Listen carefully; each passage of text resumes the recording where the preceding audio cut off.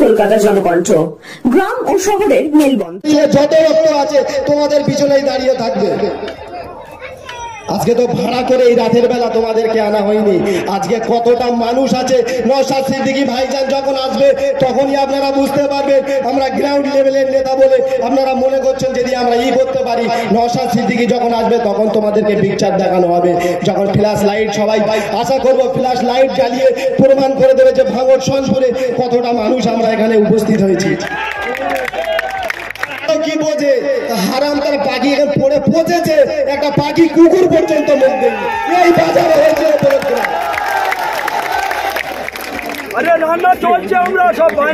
তাই এখনো বলছি মায়েদের বলছি যে ভয় পেলে হবে না, যাক না ওদের গুলিতে যদি আমার জাহান লেগা থাকে কারুর বাপের ক্ষমতা নেই আমার বাঁচিয়ে রাখার।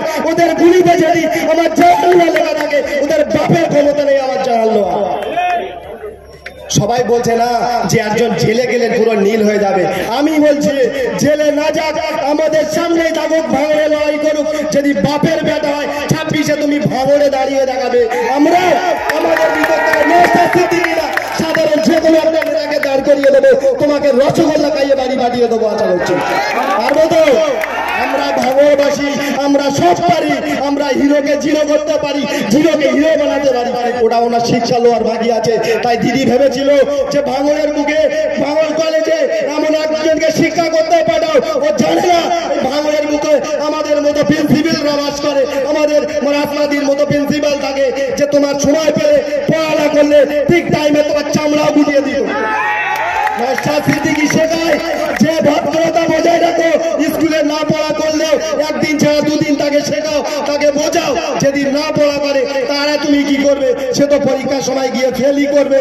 সেই জন্য বলছি আমরা মারপিটের রাজনীতি না করে আগামী দিন সেই পরীক্ষার অপেক্ষা করছি। 2026 সালে ওকে জিরো করে বাড়ি পাঠাবো। আর যদি জেলে যায় চুনোপুটি নেতারা সাবধান হয়ে থাকো, তোমাদের অবস্থা কি হবে? আজকে যে ঝাড় দেখাতে তোমরা আজকের এই দম্প দেখিয়ে বেড়াচ্ছ, সামান্য কিছু হলেই থানাকে ভয় দেখাচ্ছ। এখন ক্যালকাটা পুলিশ কিছু না হলে পুরো কেসটা তো নিচ্ছে। আমরা এইটাই শান্তি। আগে তো আমরা থানায় যেতে ভয় করতাম, এখন তো বুক ফুলিয়ে থানায় যায়। পুলিশ মানে তাদের আল্লাহ এমন একটা চোখ দিয়েছে, তারা হারাম আর হালাল বুঝতে পারে, কোনটা হারামির বাচ্চা আর কোনটা সঠিক বাচ্চা। পুলিশের সামনে গেলে পুলিশ বলে দিতে পারে, কিন্তু পুলিশের হাতটা বাঁধা। যখন 14 দিন সিআইডি পিজিতে ছিলাম, সিআইডি পিজি ভাই একটা খবরের সমান, তখন প্রত্যেকটা অফিসার বলতো আজকে যে কষ্টটা তোরা করছিস একদিন না একদিন তার ফল পাবে। আজকে গর্ব করে বলি যে হ্যাঁ, সেই কষ্টের খাতিরে আজ আমরা ভাঙড়ের বুকে নওশাদ সিদ্দিকী ভাইজানের মতো যে ভুলকে ফোটাতে পেরেছিলাম, ওদের বাপের ক্ষমতা হয়নি। 293 জনের হুকুম হারাম করে দিয়েছে।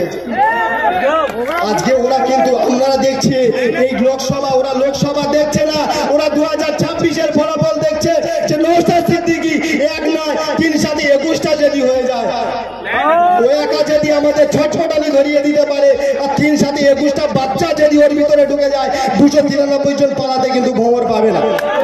তাই তো আমরা নুলারম খান অ্যাডভোকেটের মতো যদি একজন দিল্লি পাঠাতে পারি, তিনি তো ইংলিশে আইনের কথা বলবে, সারা তো গভর্নমেন্ট। তাই তো একটা অ্যাডভোকেট তো ইংলিশে কথা বলে, আমার অ্যাডভোকেট এখনই দাঁড়িয়ে ইংলিশে কথা বলছিল। ওদের তো গভর্নমেন্ট, তারা ট্রেনের টিকিটের নাম ভুল দিলেও পড়তে পারে না। তাই তো সেই কথা চিন্তা করে যোগ্যবান প্রার্থীকে ভোট দিন, যারা তোমাদের বাচ্চাদের কথা ভাববে, যারা তোমাদের মেয়েদের কথা ভাববে, যারা তোমাদের বইয়েদের কথা ভাববে, শান্তিতে ঘুমোতে পারবে, স্কুলে আসতে পারবে, রাতের বেলা তারা শান্তিতে ঘরে যেতে পারবে। সেই চিন্তা ভাবনা করে সঠিক মানুষকে চিহ্নিত করে খাম চিহ্নে ভোট দিন। আগামী 5 বছর যাতে আমরা শান্তির সাথে ভাঙড়ের মানুষ, টোটাল যাদবপুরের মানুষ ঘুমোতে পারি, সেই চিন্তা ভাবনা মাথায় নিয়ে এই ঝাঁটা মেরে এদেরকে বিদায় করার দায়িত্ব আমাদের। পারবে তো? এসো, ভোটের দিন তোমাদের সাথে দেখা হবে। যতই আমি বলেছিলাম না যে আমরা এখন শান্ত আছি, ওদেরকে প্র্যাকটিস করতে দিয়েছি, প্র্যাকটিসই অনেক ইনজুরি হয়ে পালিয়েছে। তাই তো আজ থেকেই তো খেলা শুরু হলো। এতদিন ওইখানে একটা মিটিং করে দেখাবে, ওইখানে রাস্তার উপরে স্টেজ করতে হয়েছিল তোমাদের, করেছিল না করি? আর রাস্তার উপরে যখন স্টেজ হয় কতটা দোকানদারের ক্ষতি হয়, কতটা মানুষের ক্ষতি হয় তোমরা জানো না। মানুষকে কোন লেভেলের গাল দেয় তোমাদেরকে, সন্ধ্যেবেলা বাড়ি গিয়ে সেই লেভেলের গান যদি আবার শোনো, কিস্তিটা শোনো, তোমাদের ঘুম হারাম হয়ে যাবে নাকি? মানুষ সারাদিন চাষিজীবী শ্রমজীবী এলাকা মানুষ চায় যে আমরা সন্ধ্যের সময় সারাদিন মাঠে খাটাখাটনি করে সন্ধ্যের সময় বাজারে গিয়ে দুটো বাজার করে রাতের বেলা রান্না করে শান্তিতে গিয়ে খাওয়াবো, কিন্তু তোমাদের জন্য এই রাস্তায় র্যালি করার জন্য, রাস্তায় মিটিং করার জন্য তাদের 8টা থেকে 9টার পরে ঘরে যেতে হয়। তাদের বাচ্চারা, অনেক বাচ্চা আছে না খাওয়া মানে ঘুমিয়ে যায়। সেটা কি তোমরা একবার চিন্তা ভাবনা করো? তোমরা বলে 100 দিনের কাজ, বলে সত্যি কথা বলে কেন? ওটা তো কেন্দ্র সরকার দেয়। এরা এমন লেভেলে চুরি করেছে সেটার হিসাব দিতে পারছে না, এখন খালি বলছে কেন্দ্র সরকার টাকা দিচ্ছে না। আরে চোর চুরির আগে হিসাবটা তো সেখানে দে, তারপর তোরা টাকা দেবে। আবার দেবে কি করে? হয় পঞ্চায়েতের মেম্বারের সব 100 দিনের কাজের লিস্টে ওদের নাম, আর গরিব মানুষদের সব মা খাতা, তাই তো? আন্দোলন করবে কারা, রাস্তায় হাঁটবে কারা? এই গরিব মানুষেরা।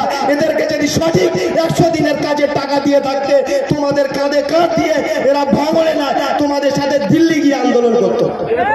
এরা যদি নিজের ঘাঁটির টাকা খরচা করে তোমাদের সাথে দিল্লি গিয়ে আন্দোলন করতো। তোমরা তো গরিবের হক দেবে না। 100 দিনের সব ভাতায় ওনাদের নাম। যদি কোনোদিন বেশ্যা ভাতা চালু হয়, কতটা খারাপ নিলে হবে না নাকি? মা বোনেদের কথা চিন্তা করে বলছি, যদি কোনোদিন বেশ্যা ভাতা চালু হয় তখন কি করবেন আপনারা? শুধরে যান, দিদি হয়তো কোনোদিন এই ভাতাটাও চালু করে দেবে, সেই জন্য শুধরে যান। যার যা ভাতা প্রাপ্য, সঠিক ভাতা সঠিক মানুষকে দেন। মিটিং করে তোমাদের মিটিংয়ে ডেকে আনতে হবে না, মানুষ তোমাদের পিছনে ঢাল লাগবে। নওশাদ সিদ্দিকীকে টাকা দিয়ে আমাদেরকে ডেকে আনেন না।